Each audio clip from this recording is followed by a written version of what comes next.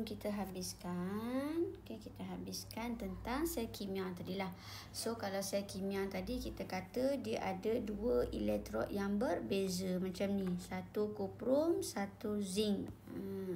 Ini pun sama, satu zinc, satu kuprum. So dia adalah sel kimia. Kemudian dia tak ada sel kering. Tapi apa beza sel kimia yang ini dengan sel kimia yang ini? Yang ini adalah sel kimia ringkas. Yang ini adalah sel Daniell.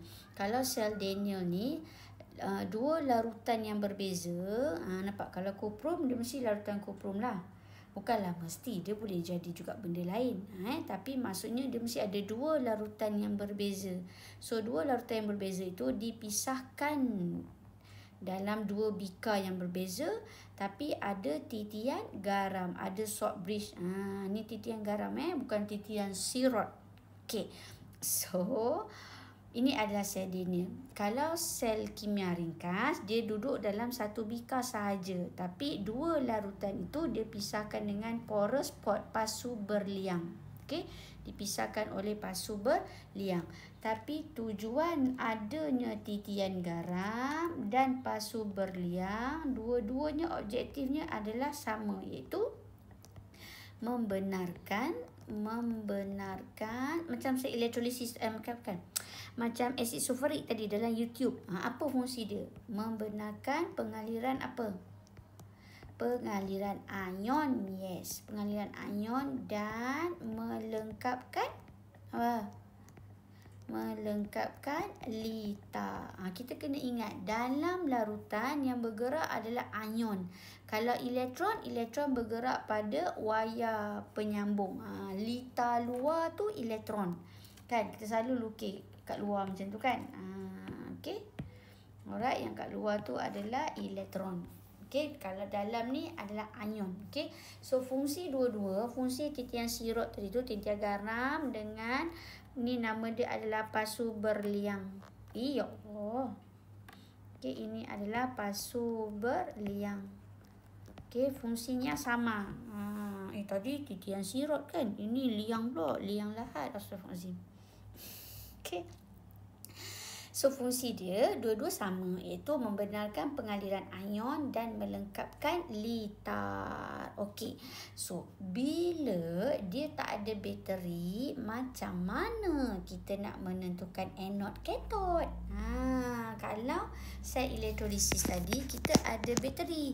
Yang panjang ni anode, yang pendek ni kathod. Betul? Tapi kalau sel kimia dia tak ada panjang pendek sebab dia tak ada bateri. Jadi kita berpegang kepada nilai inode. Cikgu memang pegang pada nilai inode lah. So kalau anode, nilai inode mesti lebih negatif atau kurang positif. So kalau kathod berlawanan lah. Nilai inode dia adalah kurang negatif atau lebih positif. Kita pegang pada perkara tersebut sahaja. Okey. So, alright, cikgu nak cari nilai inode dulu Untuk zinc, kita selesaikan yang sebelah sini dulu, A dulu. Untuk zinc dengan kuprum. So, zinc kat mana tadi? Okey, kalau zinc, zinc negatif 0.76. So ni adalah negatif 0.76. Untuk kuprum, penat dah. Untuk kuprum positif 0.34. Ini adalah positif 0.34. Okey. Bila kita kata anode mesti ambil yang lebih negatif atau kurang positif. Kurang positif ni dia memang nilai yang rendah, 0.00. Itu adalah kurang positif, macam hidrogen tadi kan. So bila kes macam ni ada negatif, nilai dia 0.76, maksudnya nilai inode dia lebih tinggi lah. Okay. So bila cikgu pilih zinc sebagai anode, so kuprum ni sebagai kathod. Okay, itu yang pertama. Kemudian based on nama dia. Anode kalau dalam bahasa Inggeris anode ejaan dia kan. A adalah anode. N adalah negative terminal.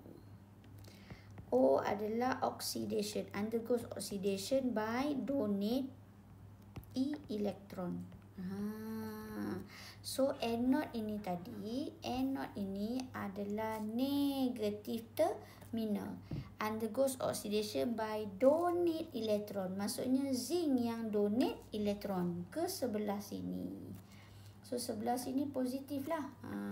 Kita jangan terbalik dengan yang sel elektrolisis tadi kan. Sel elektrolisis yang panjang ni anode, anode tu positif.